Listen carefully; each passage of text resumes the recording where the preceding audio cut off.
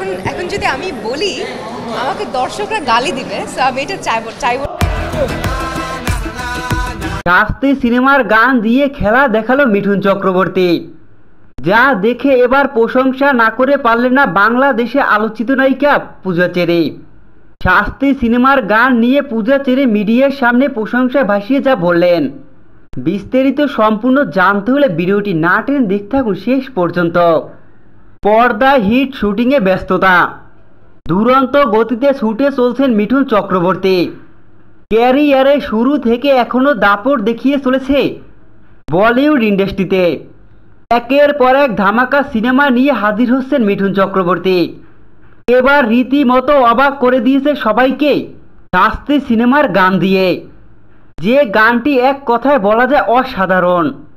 একের পর এক রেকর্ড ভেঙে আবার নিজেই একের পর এক রেকর্ড গড়ছে, নিজেই রেকর্ড ভাঙছে আবার নিজেই গড়ছে।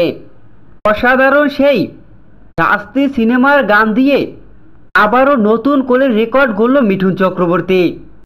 প্রশংসায় ভাসছে ভারত ছাড়িয়ে বাংলাদেশে, সমস্ত সিনেমা প্রেমী মানুষের প্রশংসায় ভাসছে তিনি। তাই তো অবশেষে এবার মিঠুন চক্রবর্তীকে প্রশংসায় ভাসালেন বাংলাদেশের আলোচিত জনপ্রিয় নায়িকা।